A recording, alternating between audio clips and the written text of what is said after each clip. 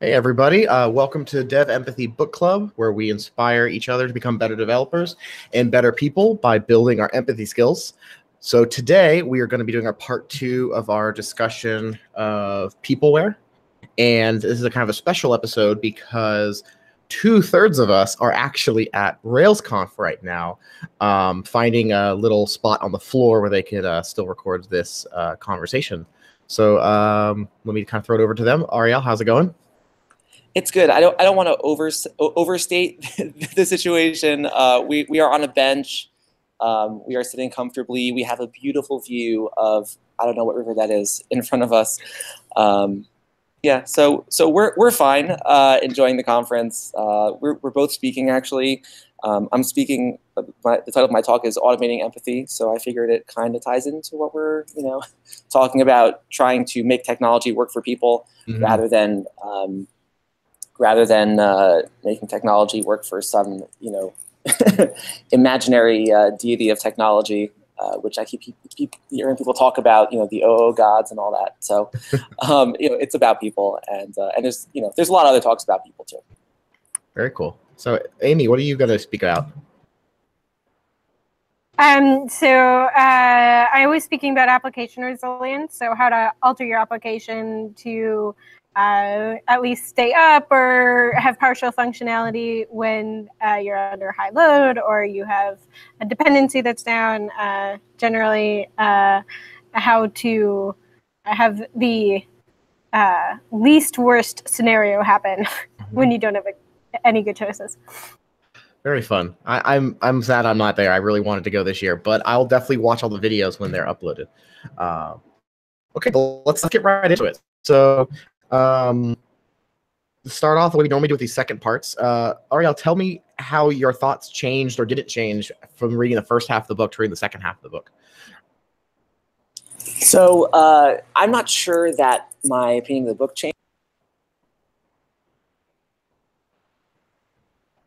Oh, Ariel, you might be muted. Sorry, yeah, I muted myself. We're being very careful about muting ourselves, and I might have over-muted myself a bit there. So again, my thoughts didn't change that much. Myself changed much. Words are hard. So I was just promoted to manager of a small team, and it's sort of interesting that we've had like a few books in a row about managing teams. We had Mythical Man Month, Radical Candor. Now we're going through Peopleware, or finishing up Peopleware, and suddenly like this just got real. It's taking all these ideas and thinking about in the real world context, what are the things that I'm going to apply? What are the things that I'm skeptical of that I should look out for? And it's been really interesting to rethink all the ideas of the book in the context of like, now I actually have to do this with a real team. So it's exciting, it's scary, and I hope I do a decent job. Yeah. Amy, any thoughts?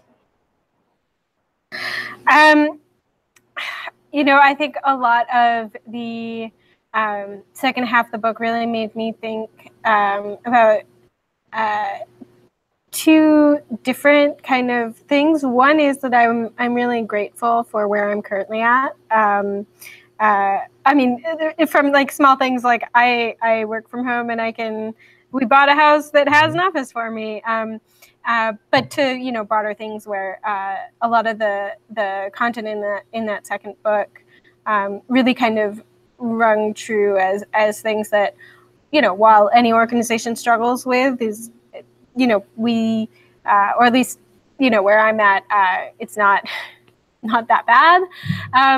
But on the other hand, I think it really challenged me to kind of dig a little bit deeper and to think more honestly about what I want out of the next year.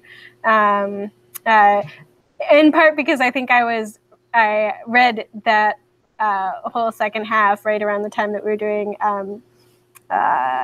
not annual reviews, but the forward goal setting side. My job, like every single other one I've ever had, has a form of, you put down on paper what you think you're going to do for the year, and that's eventually used for end of the year, whether you call them performance reviews, whether you call them whatever. You do look back at that and really challenged me to not be eye-rolly about that process and to just really engage with it, and write sentences that had no business terms like synergize or whatever it is. So I think it was really positive second half of that book. Yeah, I can say for me personally, the second half kind of felt like more of the same, but in a good way. As in, like, for me now, it's been a little while, so the two halves kind of blend. But it feels like the second half was, these are things you want to look for in your work environment. It's a lot of it's focusing about actually like applying this at a grander setting. And as someone, running a company and growing a company, it made it feel like, okay, this is something I need to be aware of. Like, I need to not forget these things after done reading the book. And also being a consultant dealing with other companies, it became apparent while reading, like, oh yeah, this company does this or they don't do this. And you can kind of just see it play out and how that influences the culture. And for me, this wasn't necessarily in the text, but it really came through, is that everything in corporate culture and in just general running a business and managing people is a balancing act. There's so much of don't go too far this direction, don't go too far this direction. And I think so many companies have pulled one way or the other way too hard. And that's kind of affected them negatively. And I think being proactive and being introspective really is really helpful. Yeah, those are my thoughts on the beginning. But let's, we had some... Can I just throw in one thing? Yes. Really, actually, I think kind of to both of your comments, which I thought was interesting. It's also, I just moved into a new role, so I have to now set my goals moving forward for what I'm going to do with this role. And there's a formal process for that, as you might expect. So the whole issue of goal setting is something that the book does take a strong stance on and basically says don't. And that's one extreme. Companies used to be at a pretty far extreme of making very, very detailed goals and processes and everything. And things have evolved over time. There's all these acronyms out there, OKR and KPI, and I don't even remember which one is which. But the point is that there's certainly a spectrum of goal setting. Go too far in one direction, you're creating a miserable process that's incentivizing the wrong things, because now it's like, okay, I'm going to have like my SMART goals, and the only things that I'm going to set goals for are things that are very, very measurable, maybe a little too realistic. Maybe you'll set goals that are too low if you have any control over them. Maybe your manager sets them too high. That has a whole bunch of dangers. And on the other hand, if you're going to go for the no goals approach, that can work in certain situations, but it can be understood as a lack of direction. I don't know what I'm supposed to be doing right now, what I'm supposed to be working on, because I don't have that feedback, right? And that was a lot of radical candor, what that book had to teach us. And just today, I saw a talk by Justin Searles, where he was Justin Searles and Todd Kaufman of Test Double, where they spoke about this idea that it's basically different answers for different situations. The things that work for them when they were a small company of just a few people don't work for them anymore when they have close to 50 developers working for them. So they had like not a lot of process, and that was really great when they didn't need it. But now that they're a much bigger shop, they have to have more processes. Otherwise, people don't know what the heck they're doing. Yeah, and I can relate definitely to that last point, because I consider myself a pretty process-oriented person. Like, that's a big thing for me. I know it helps a lot of companies and teams. But at my company of 3 people, every time I try to implement a process, it just falls through my hands like sand. And it's just because there isn't enough infrastructure around to keep a process like that going. It's on me personally to keep it moving. And it's just like, I haven't forced it, and it's worked out fine. Like, at the size we're at as a company, fluidity is very important, and it helps everyone. But we are all on the same page that as we grow, these processes we've already started will have to be solidified and have to be in place so that everyone feels more at home. Because as any company grows, someone like myself running the company won't be there to sit next to the new hire for a week and just make sure everything's good on their computer and they know exactly how we do things. So that'll have to be written down somewhere and systemized in some way. Like I said in my RailsConf talk last year, that part part of the culture and communication of your company is what you write down and what you don't write down. So it's really important to kind of have that as you grow. But okay, cool. So we had a few points to bring up. So the first one here I wanted to bring up was something that Ariel had mentioned, was this concept of the black team. And what the book is talking about is the idea of having a team in a larger company that kind of becomes a little bit insular, and they kind of have a very strong culture, but that strong culture could potentially be detrimental to themselves or to the company as a whole. So I wanted to get your thoughts on that, Ariel, and then kind of use that as a jumping off point. Yeah, it's sort of funny, like the way that the book described this team. So maybe for a little bit of context, and I should probably bring this up now. So I have the second edition of Peopleware. I bought this in a bookstore like 2 years ago, assuming that if it's in a bookstore, it's probably the most recent edition. And I never questioned that assumption. And it turns out that you should always question your assumptions. So I found out literally last night that there's a third edition published back in 2013.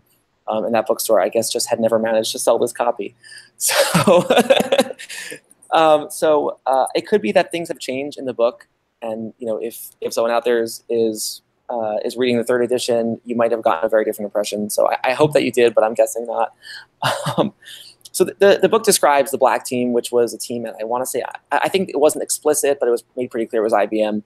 That was kind of, it was sort of like a QA team that was, they started coming in all black, and they would like relish in creating misery for other parts of the organization. Like they were a really high functioning team in that they were really, really good at finding all the problems in other people's code. But reading the description, I sort of started to think, like, if there was a team like that in my organization, would I hate them? Like, probably. I probably would think to myself, like, this team is just doing a little bit too much. It's not about like a threat to company culture or something like that. It's like, no, it's a threat to company culture to the other human beings in the company. If you're like enjoying making them suffer, and you're creating kind of a distinct group. So there's a second question here, which is separate, and I don't know if we should get into that right now, but about how that kind of cliquish culture can exclude especially people from underrepresented groups in tech. And that's like I think, again, they're two different discussions that are both worth having. I just want to make sure we only have one right now, and I really do think we're going to get to the other one at some point along the way as well. Yeah, let's focus on the first one, and then we'll loop back around to that second one, because I do think they're both very important to talk about. Amy, do you have any thoughts on this idea of this kind of like small group culture affecting or disaffecting the rest of the company? Yeah, I mean, I think with the affecting the other parts of the company, like, I think that's probably not necessarily so much of an issue. I think most of the companies I've worked at have had teams with some strong identity and strong relationships between people based off of the work, right? And I think, yeah, it does lead to a certain way of developing code. Certainly, when you have a strong QA team and a strong engineering team, but ultimately, that seems to be more of a choice in terms of what kind of software you ultimately want to ship. If you want to ship code that is relatively bug-free and not necessarily as I don't know, like adventurous, right? Like if I were an engineer with a really, really strong QA team, like I would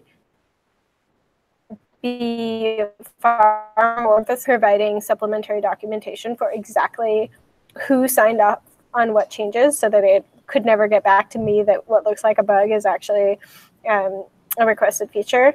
But like there are absolutely organizations that really need to have that confidence. I have a lot of really great experiences talking to QA engineers at an electronic medical record company, and they do amazing work, and it's so needed. And yes, it does set up an interesting dynamic between them and the other development teams, right? But when the cost is someone's life, it seems like that is the right choice. Yeah, I think you're bringing up a good point there, Amy, which is like the context around the company is really important, and the context around what the work it's doing is really important. I will definitely say that, as far as if you're talking about QA specifically, there's definitely a grander technical culture issue where like people tend to shit on QA developers. I've definitely noticed, at least make jokes about it. And I think it's better when those teams, those companies are like respected for like the hard work they do to actually make software, stand up. But in the more general sense, I've definitely felt this idea of having one part of the team kind of isolated from the rest. I've worked at companies where, one segment of developers work on one project, and then 6 months down the line, they're still working on that project, but no one has any insight into what they're doing or how they're doing it. And it's like, oh no, this is our stuff. You don't. And like someone's like, hey, I saw a bug, and they open a pull request and they close it. They go, no, we'll handle this. We don't need you to, fix a bug on our code. And that can lead to, it led to a lot of internal resentment where people were like, I thought this person was my friend, but they like literally don't want to talk to me about anything they work on. And it wasn't like NDA'd or secret. It was just, they thought they found out it was cooler if only they worked on it, and that was a situation where just what's the word, not recency bias, but like adjacency bias, like the person they worked right next to became their literal best friend, and anyone else was just other, and they didn't understand the vision of their little greenfield project they were working on. And it happens sometimes, but I do think there is something to be said about if you want your whole company to have a consistent culture, assuming your company's not 10,000 people, assuming you're like 50 to 100 something people, having some intermingling between the teams is good. You don't want to kill anyone's individual identity, but you don't want to have 1990s Microsoft where the different teams are like lobbying, bullets at everyone else and the other teams across the alley, because we'll build our separate C compiler because ours is going to be better than your C compiler, and then our apps will totally work fine once they're shipped. You want to have some type of collaboration. I think part of that has to do with like the incentives of the larger organization more than anything else. Maybe I can throw in a bit of I don't know if it's a clarification or a revision, as I guess I'm still developing how I think about this, but it's definitely a good thing for a team to develop its own culture, and I think that actually does tie into the other half of the conversation about underrepresented groups. I mean, really, dealing with underrepresented groups or including underrepresented groups is best when it's not thought of in that way. It's best when it's thought of as we want to make sure that we can meet the needs and work with whoever we have on this team. And that means naturally that the culture on an individual team is going to be the result of the group of people who's on it. So I would agree that it's healthy when the team does develop its own culture. And culture includes a lot of things. It's not just about things like, again, the black team coming in black clothes every day. It's how they treat each other. It's the kind of I don't know, the language that they use, the hours that they're working, all these sort of details around the way that work happens. That should be a result of the team itself. At the same time, you don't want to lose the overall picture. And I guess the question is really, where do you find that balance? Because I've seen in my own organization the way that some teams really do manage to bridge the gap and communicate across boundaries, and some teams just don't. Like, we're doing our thing, and we don't want to hear about anybody else except if you need something from us or we need something from you, and that's it. And there's no thought about how can we, as a broader organization, leverage the fact that sometimes different teams are doing related work, and think about ways that our work impacts each other, or we can help each other, or we can do a project together that we could never do alone. Those are the conversations that don't happen when a team gets to be too much of its own little world. And sometimes really hurtful things happen. So, again, just thinking about a thing that happened this past week. So it was actually a really nice thing that happened to have a small negative side effect. So I've been pushing for a lot more of interdepartmental collaboration and communication at my own company. And one of the things that I thought would help out a lot, so I've pushed forward in the small scale, and now we've made it really for the whole organization, is to have internal tech talks. So you'll have like a 15-20 minute talk by someone on one team, then you'll kind of do a bit of a round robin. People talk about interesting tech things or what they're working on. And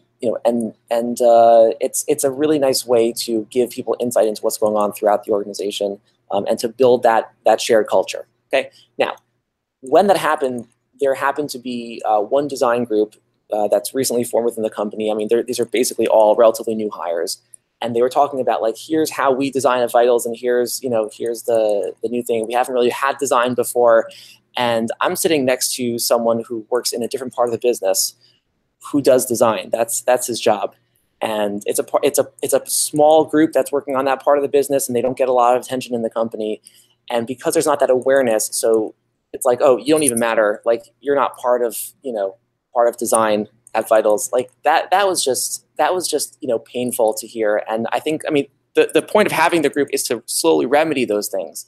But it's very easy to ignore or exclude a portion of your company from the overall company culture if you don't have that kind of interdepartmental collaboration. Now, that doesn't apply if you have a company of 3 people.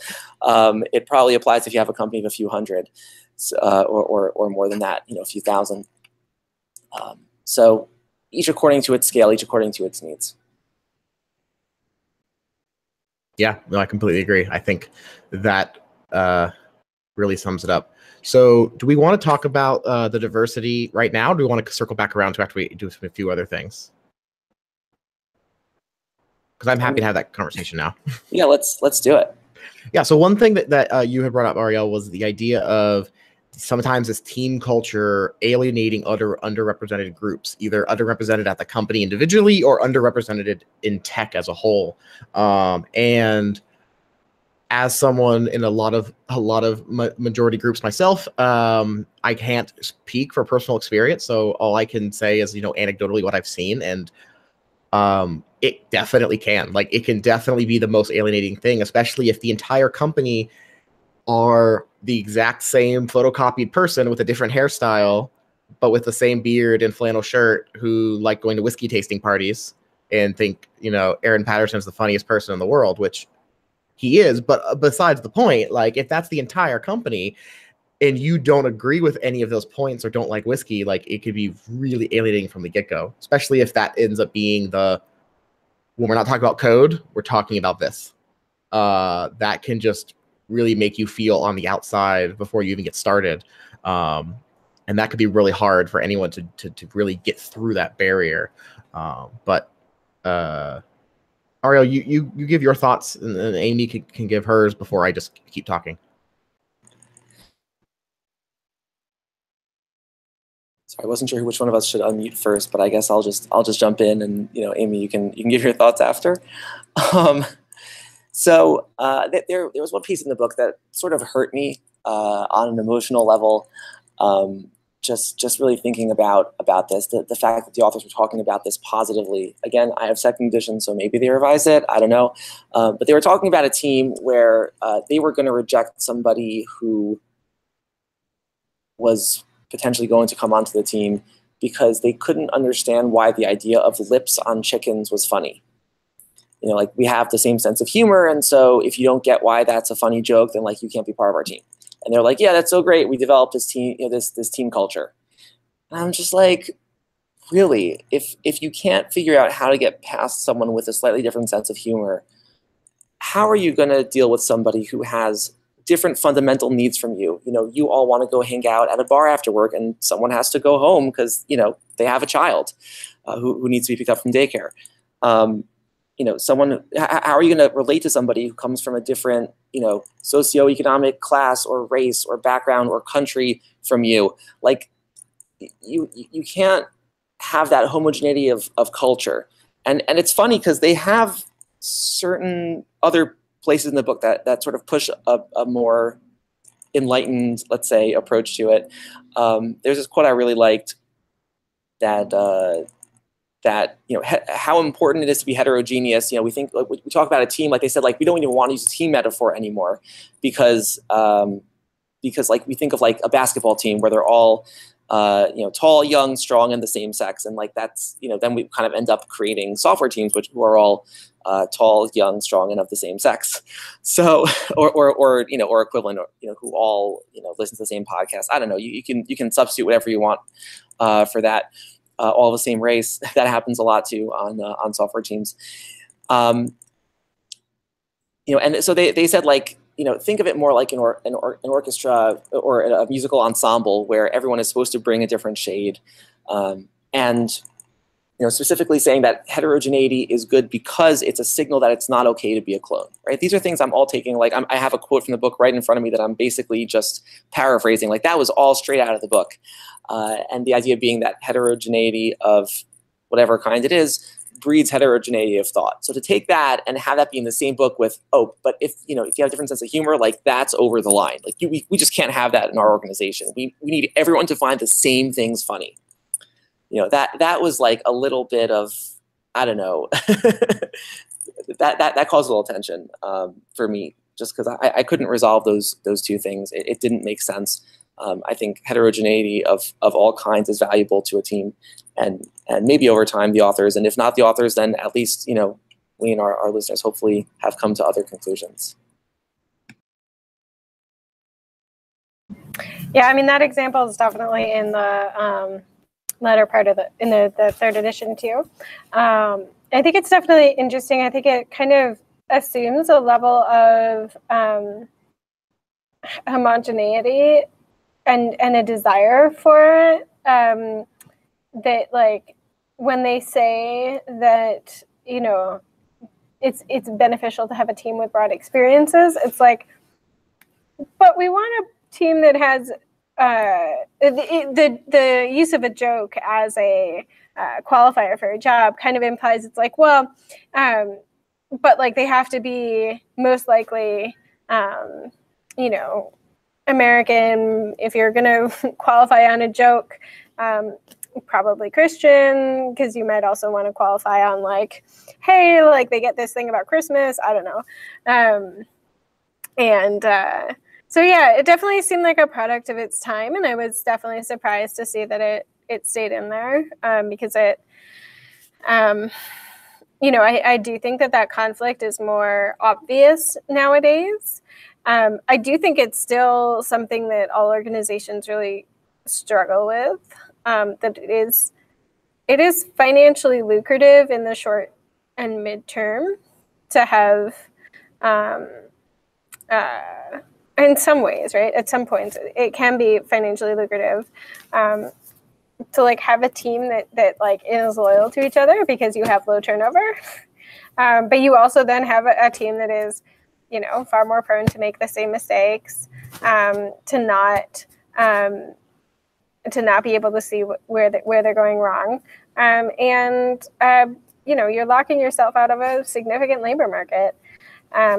So yeah, I think fundamentally, the book really failed to address kind of where they thought the right balance was in this day and age between the desire for using homogenous culture as a retention tool and bringing in new blood.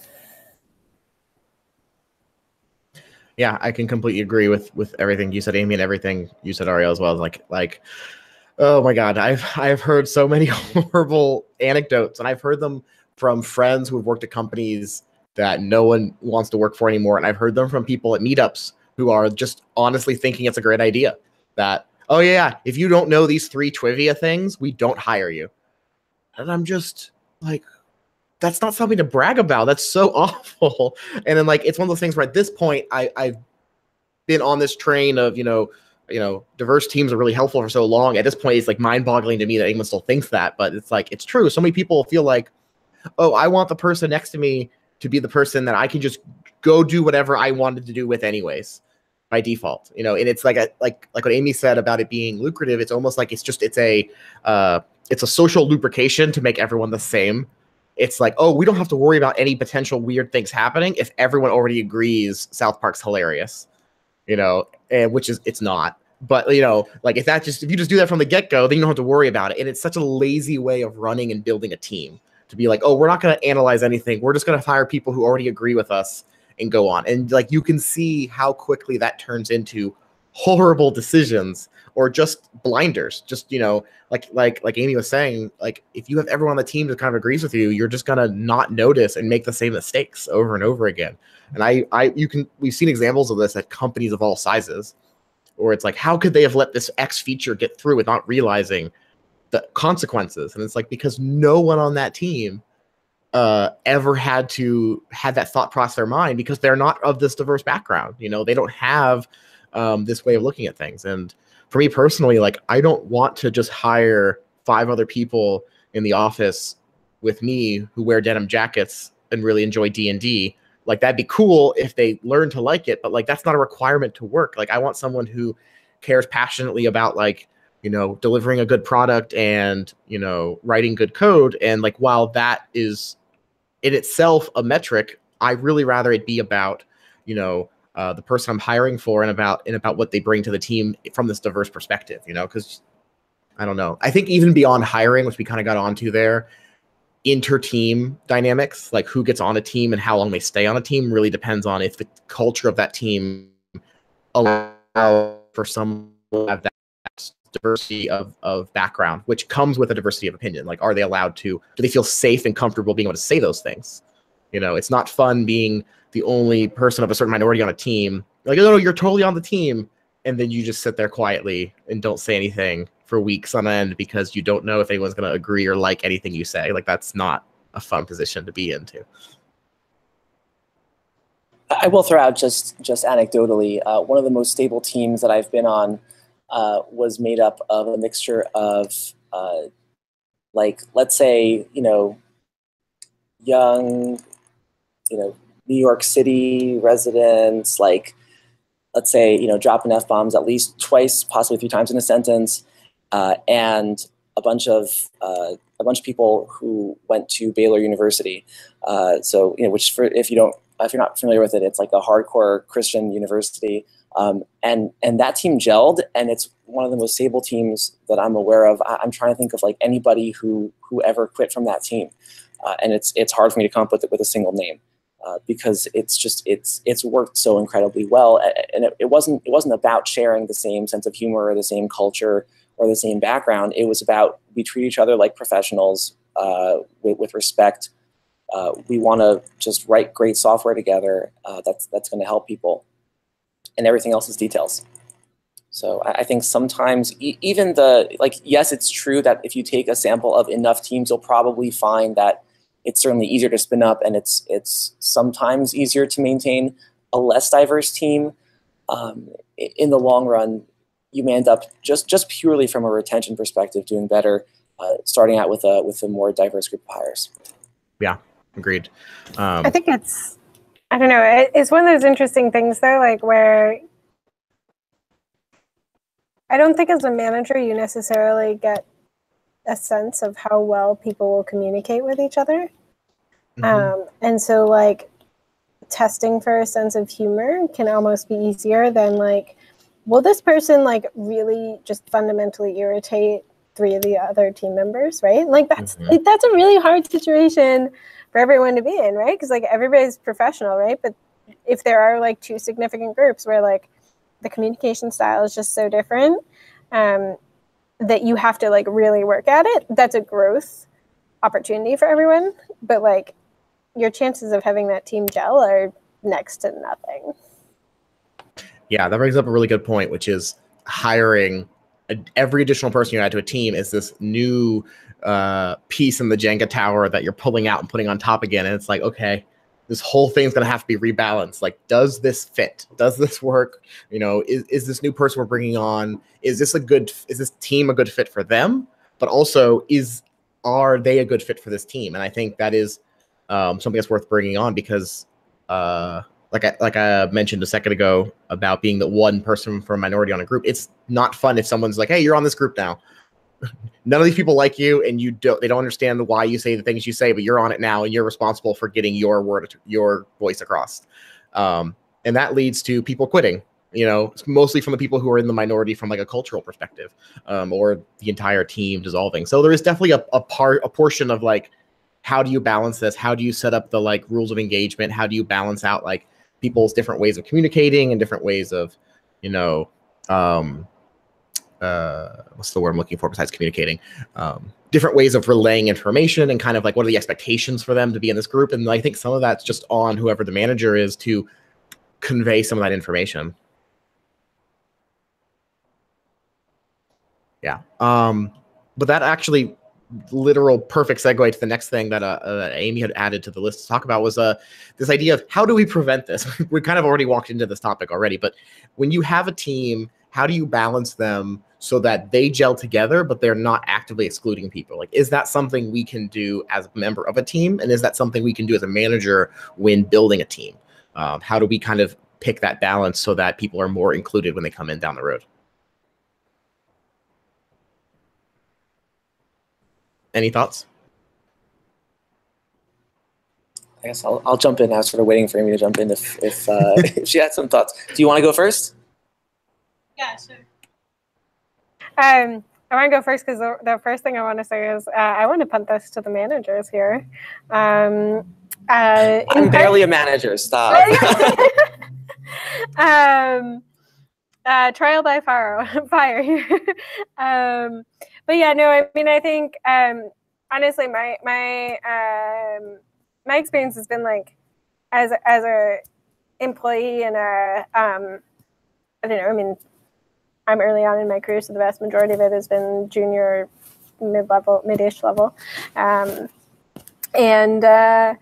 yeah, like a lot of my attitude with this stuff is like kind of wait and see and just like kind of deal with kind of culture that sets in. Obviously, like working by the principle of try to be excellent to everyone, and really try to understand where people are coming from. But sometimes like things just don't work.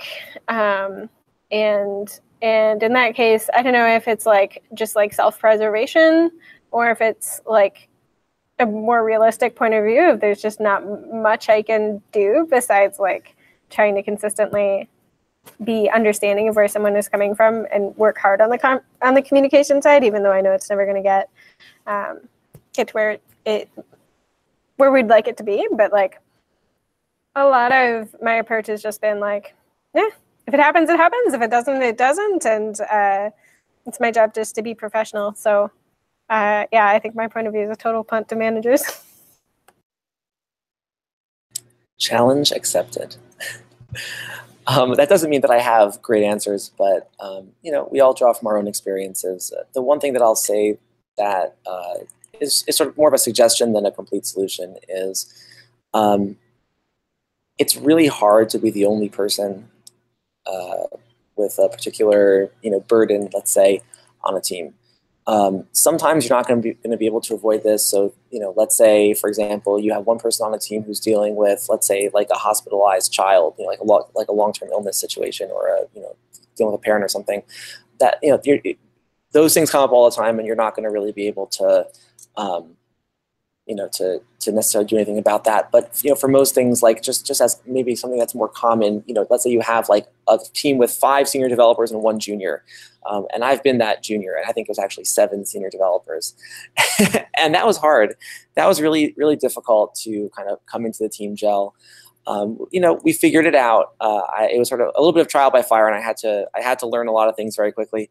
But what was interesting was a little under a year after I joined the organization, so we brought on 2 more juniors fresh out of boot camp, and they joined at around the same time, and they turned out to be very, very helpful resources for each other. So just that not being alone when it was a very, very large team turned out to be very, very helpful. They were able to, you sort of imagine like, I'm going to have to use my hands now, so I'm putting down my computer. So sort of like, 2 cars that are kind of like going like, the 2 adjacent lanes, each one is like a little bit ahead of the other one. And that's usually what it's like when you have a couple of juniors that, in different areas, each one is a little bit ahead of the other. And so they can teach each other very, very quickly, and they're very close to each other in understanding or level of understanding, which means that, they can understand where the other one is coming from and train each other very, very well. So, looking for those ways to kind of give somebody a buddy on a team is one solution when you're dealing with a pre-existing larger team. It's not always feasible, but that's one thing that can work depending on the situation. It gets a little hairier when you're talking about some of the more complex elements of diversity and inclusion, like I don't know who wouldn't get uncomfortable with like, oh, let's just put 2 women on this team or 2 people of color on this team at the same time. Like, that can be a good thing to do if you do it right, and it can be a really awkward and uncomfortable thing to do and make the situation so much worse if you do it wrong. So I've never been in that situation, and I cannot offer useful advice on that. But that is at least food for thought in some situations. The other thing is, in a very, very small team, like small teams solve so many problems. If you have a very, very small team, then everyone is kind of their own thing. And so it's easier to form that, at least that initial gel, when you have very, very few people and they're trying to make sure that, that they all have friends on the team, and they can't just stick with their own because there isn't their own in whatever sense that would mean. So team gel, I think, is just easier to happen when you're dealing with fewer people. And the last thing to remember is that, the book said it very nicely, I think, that team gel isn't something that you can make happen, but you can make it not happen. So getting out of the way in a lot of the ways sort of prescribed by the book, not micromanaging and trusting your people, all these kinds of things, can go a long way in removing some of the barriers that make it harder, because team gel is hard even when everyone is similar, which again, like we said, is not ideal in the first place. But in that theoretical situation, it is very difficult. It can be hard for individuals, and at least doing those steps to help to not prevent the team from gelling is also going to be important in making it even possible. Yeah, I mean, I can't disagree with any of that. I mean, kind of working my way backwards through the things you were talking about. Yeah, it is definitely easy to ruin a gel or a culture when a team is there, especially if you're the one in charge of it.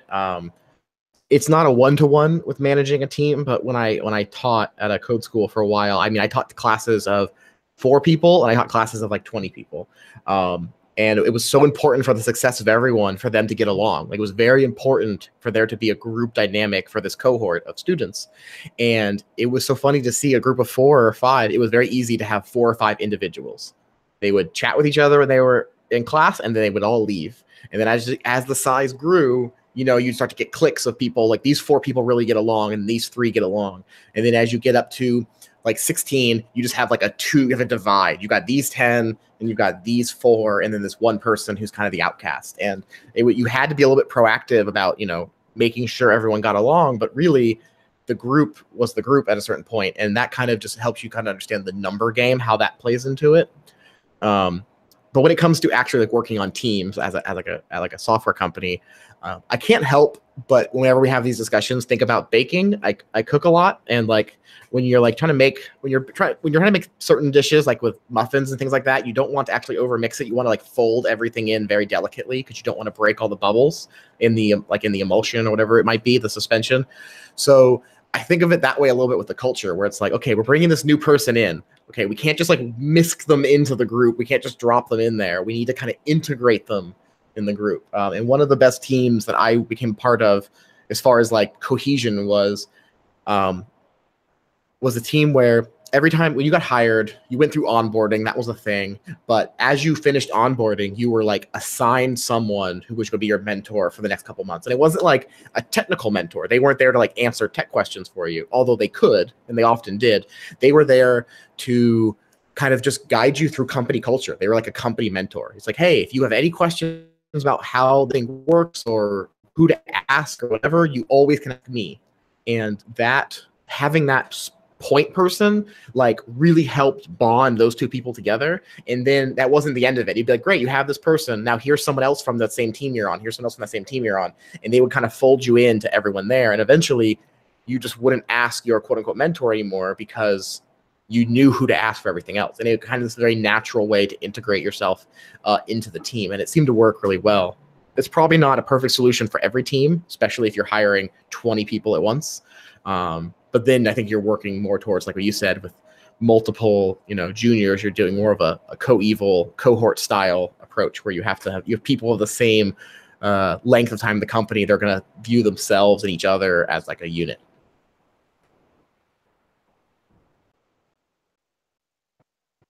Cool. Well, if we don't have any more thoughts on that, I did want to talk about one more thing, which was something Amy also brought up, which was a little bit of a shift of pace. What was the best office environment you've ever worked in? And this might not include working from home. I feel like working from home is kind of a cop out in some ways, but I'm curious what your thoughts are, both of you, on what is the best office environment and how did it help the team's dynamic? How did it help you all be more productive? If there was a good one, maybe it was a bad one, and it's just about how awful it was. Amy, do you have any thoughts? Yeah. I kind of suggested the no work from home. The no work from home rule, because I think it's a bit of a cop out from the context of the book, right? I control my office environment entirely, and so to answer the question directly, obviously, I love working from home. I control my office. It's great for me. Doors are amazing, as this book agrees. But I think short of that, the best working environment that I was in it actually ended up being pretty stressful, but there were moments of greatness where we did have one central area that was open office environment, and it was 100% pairing time. So you'd overhear conversations. That part really got to me. But there were a bunch of smaller side offices that had doors.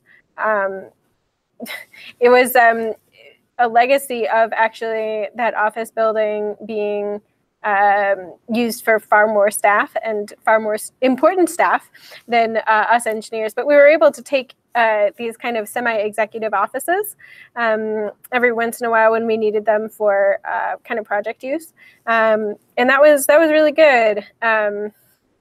I think it's somewhat similar to the book, in which it really advocates for as much private space, really, and team focused space as possible. So I like that. The like everybody in the mosh pit of pairing was really stressful for me, but yeah, the team focusedness was awesome. So I'll put it out there. I've never met an office that I liked, but so yeah, I'm a big fan of work. I think it's really just the fact that I have a treadmill desk at home. That's really what does it for me, and the lack of commute was also good.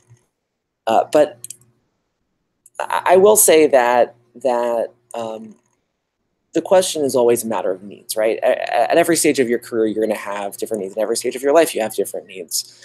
When I was just starting my job, as a junior developer straight out of boot camp, what I really needed was close mentorship, and I don't know how well I would have done in a remote situation. I didn't know how to work as a developer, let alone work remotely, which is even harder. I needed somebody who I could tap on the shoulder and ask questions all the time, and I had that at least a few days a week. We were in one of those open office mosh pit style environments, not even cubicles, just all in one big area with desks next to each other, and that actually worked really well for me. I loved it because it meant that I could just go over and bother people. There were not a lot of barriers to that, and as a new developer, you have a lot of questions, and so anything that lowers the barrier to asking a question is actually really helpful. At this point, I really like to have my own space. I like to have control over when I'm in the office and, oh, I'm away, so there's no way to contact me and I can't be bothered right now. So whether it's that I really just kind of want to buckle down and focus on some coding, whether it's, I want to jump into a pairing session and not have other things that are bothering me, whether it's I just want to take care of something that, that's my business. And I don't want to be dealing with work things while in the middle of, let's say, putting my kids to bed. I like having that control, and And that's really valuable to me, much more than having somebody tap on the shoulder. So it really varies. Of course, in order to have that person for the juniors, you need a senior who's there, who's doing that. So hopefully, you get the seniors who do like being tapped on the shoulder frequently, to be available for the juniors, at least a couple times a week. So there's no hard and fast rule, right? The bottom line is just, everyone has different needs, and the most important thing is not to follow the one true way in terms of having an office or having a work environment. It's to work with people to understand their needs and to make sure that you're meeting them as much as you can. Yeah, I agree. I don't think I've had many offices that I would say are ideal, just less versions of being awful. I think what we said earlier about team dynamic actually really applies to offices, where it's like, you can't guarantee no matter what office you build is going to make your team productive or happy, but you can definitely build an office that everyone hates. Like, that's super easy to do. It's one of those things where it's like audio engineering or even coding to some perspective, where it's like, if everything works fine, no one notices. If you mess something up, everyone's going to notice. It's going to bother them forever. And that makes me super nervous because we're moving into a big office the end of the summer. And right here in this co-working space, everything's taken care of for us. But I'm in charge of designing the whole space, and walls are really expensive. That's what I found out. Like, building a bunch of little tiny offices would be way out of our price range. So we're going to have a big open space, and I have to figure out how to make that bearable for all of us. And I'm definitely not going for the mosh pit. I'm also not going for the weird rows that consultancies love to do, where there's just like a bunch of rows of monitors and everyone just sits side by side with each other. And I always found that very anxiety inducing working out of offices like that. Like, I always felt anxious. I feel like I'm in an airplane for 8 hours a day because you have to get up and say, I'm sorry, to get past people. And I think there's something that's very important about having a personal space. You all can't see my desk right now, but it's a disaster. And when you are in a space where any day you're using a different computer and you never know which computer you're going to use, like, you're just plugging your laptop in and moving, like, it's very hard to feel like you have any sense of ownership or like, comfortableness there. And I feel like that's very important. And I think you need to let everyone on your team have a sense of, I don't want to say homeness because that's not a word, but like, you need to have like some type of a tent pole that you can relate to. It can't just be about having flashy things. Although that being said, I will have a treadmill in our office, so that'll make it a little bit nicer. Yeah, I think it does depend a lot on your team and in listening to their needs. So I've talked to my team already about what is like a no-go, and for the most part, they don't know. They're junior to intermediate developers. They're like, I don't know, anywhere we can work and get free coffee sounds nice. So I'm like, okay, well, you're all going to get your own desks. You're all going to get your own monitors, but there'll be quiet spaces too. There's got to be a space where you can go work. And if someone's having a meeting, it doesn't bother you. There has to be some way to separate that. Cause like Amy said, and the book said, doors are good. Doors are very good. When I looked at co-working spaces, so many of them are like, oh, 3 people? Great. Just come out here and work in this big cafeteria. And I was like, no, I need a door. And they're like, what do you mean? No one else has doors. But no, I need a little box with a door that I can shut and then be happy in. And everyone around here thinks I own a recording studio, just simply because of this podcast. Because I've got my nice microphone on an arm. I got a nice camera up here. And I have the door shut. That's all it takes, apparently, to have a recording studio. But yeah, I think office is very important. That would be a very, very not profitable recording studio if you record once a month. Not at all. Right. So, one other thing I thought we would chat about here is something that Ariel had brought up was this idea of aligning motivations with managers and developers.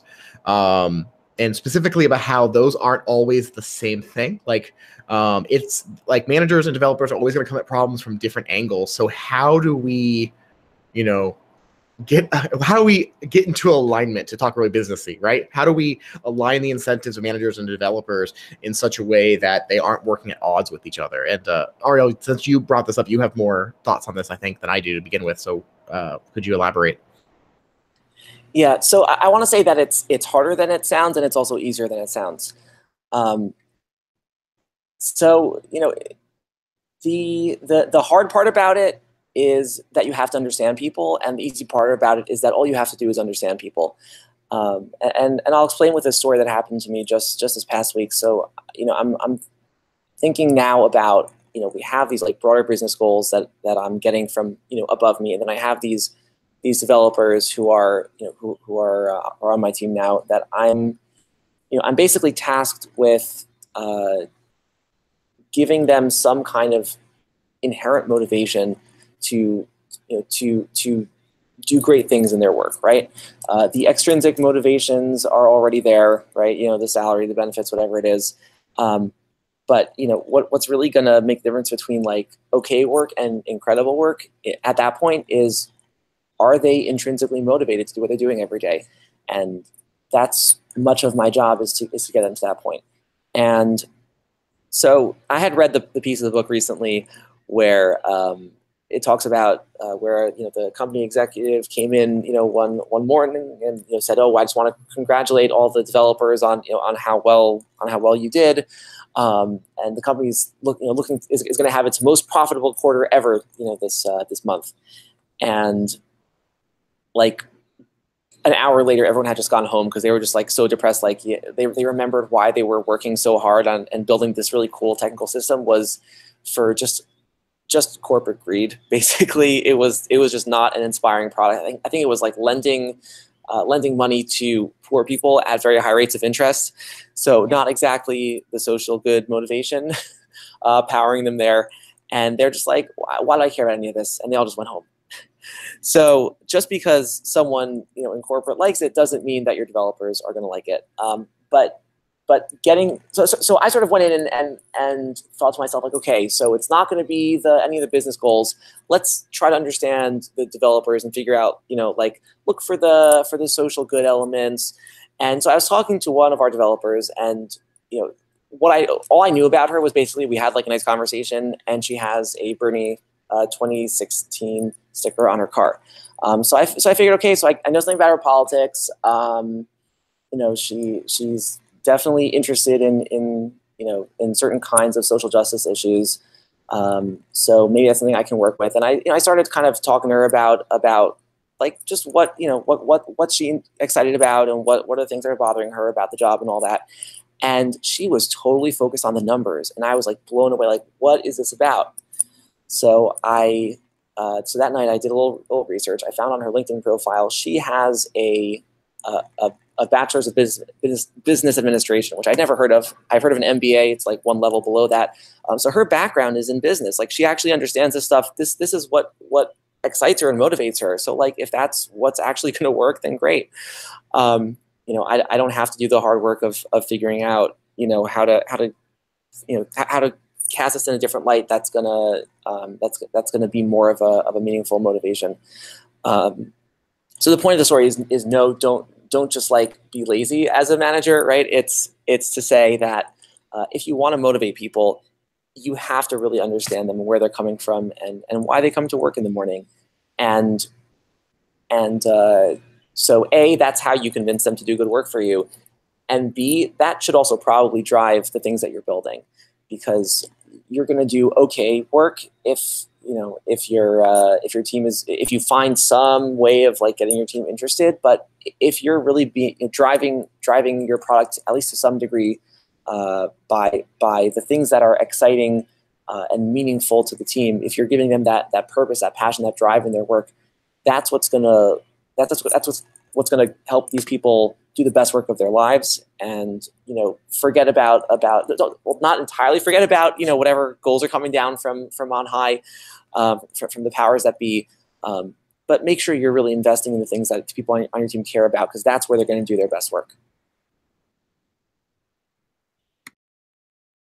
Yeah, I completely agree with that, and I definitely think Radical Candor would also agree. Like, it's very important as a manager to know the motivations of everyone on your team. Like, you need to know them personally if you want to actually care deeply. So, Amy, do you have any thoughts about this manager-developer incentive alignment? I think maybe it kind of expands on the points that Ariel made, because I think that's all so true.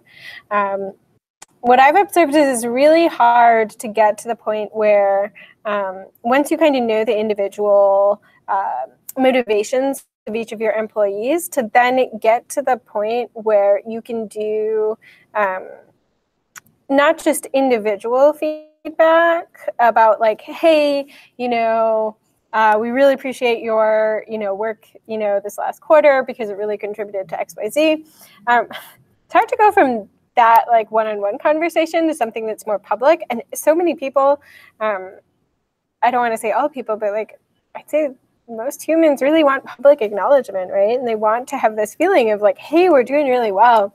And one of the things I see like that really is really, really challenging, especially as you get up to not just the first level of management, but the manager's manager, is how do you speak to a bunch of people who might have such conflicting inner motivations that what is motivating to one person is demotivating to another.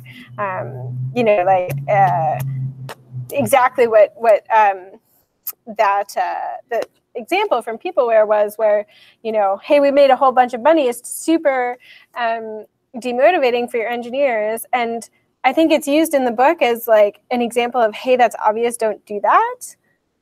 But what if you're in a room with like 50% salespeople and 50% engineers, right? Like, and you got to say something. I mean, I guess you could be the first CEO to never say a thing, and you probably wouldn't do very well at your job either. But, you know, you really do want to try to help have a cohesive message. But what I think I see a lot of those problems kind of occurring with demotivating messages is not in one-on-ones, because I think we're not in targeted group meetings, because usually if you get to that level, like, you're not quite as, you know, obtuse as that particular example. It's when there's really honestly nothing good you can say for everyone in the room, and that's like such a big challenge, I think, for managing multiple people and multiple teams.